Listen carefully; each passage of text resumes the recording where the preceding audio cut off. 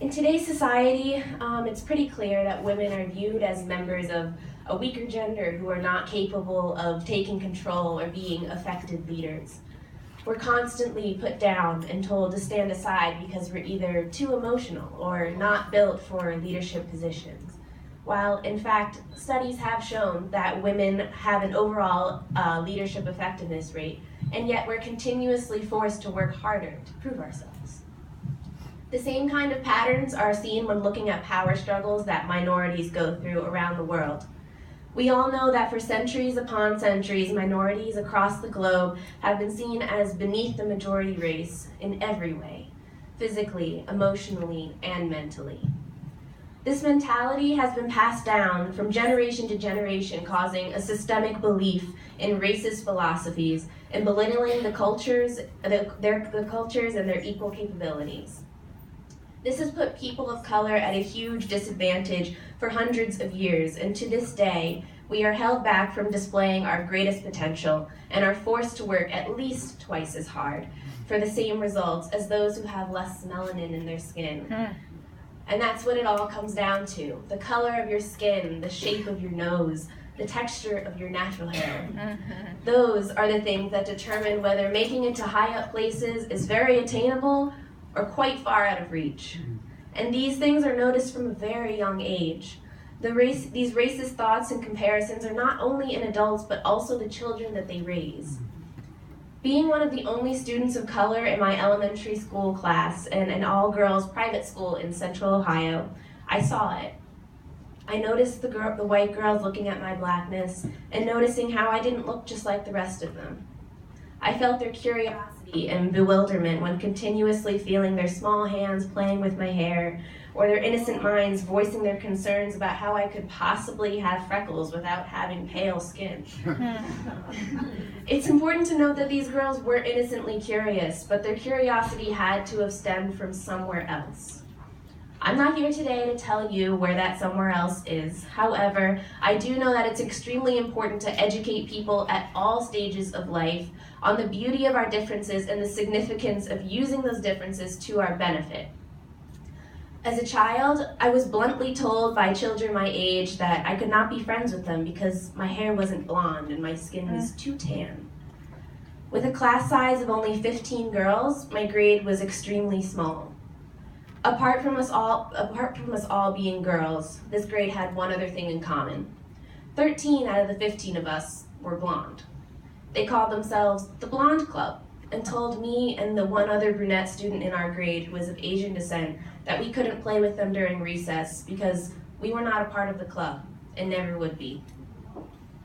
Yes, these girls were young, and yes, you could blame their actions on their juvenile and naive minds, but it's still racism, and it's still wrong.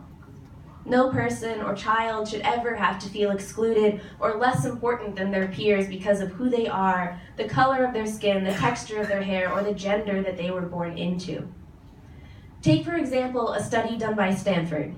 A class of first grade students of all different ethnicities and genders were asked if they thought what it took to be president one day. And all of them said yes. Then a class of fourth grade students of all different ethnicities and genders were posed with the same exact question. 70% of the white males still answered with confidence that they could one day become the president of the United States of America. But the numbers were significantly lower when we look at girls, and specifically girls of color.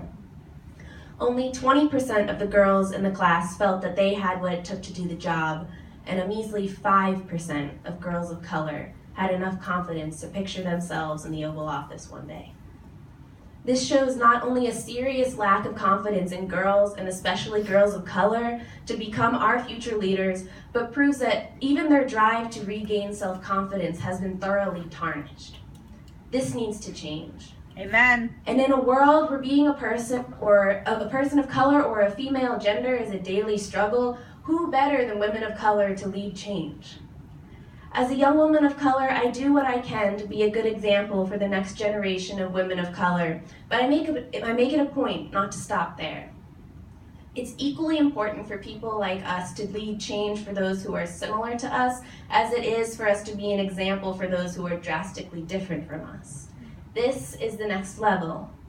No longer can we expect women of color to be role models for only the young versions of themselves, but we should instead encourage the use of successful women of color to lead an inspiring movement for all people. Amen. Once a Black woman can be seen as successful within a worldwide and all-inclusive perspective, and not simply successful for a Black person or successful for a woman, then we know that we've made an impactful difference on society. Amen. Right. Many a time have I been told, "You're pretty for someone with naturally curly hair. You're so smart for a Black girl." No, I'm just pretty and I'm just smart. Amen. And I want every girl, every person of color, and every minority who feels like they are less than worthy of leadership positions to have the confidence in themselves that I feel in myself. So please join me in the Stand Against Racism rally tomorrow, Friday, April 28th, 2017, to support this cause and help us build a better, more accepting, and more supportive world for not only women of color, but for our community, Princeton, and the world as a whole. Thank you.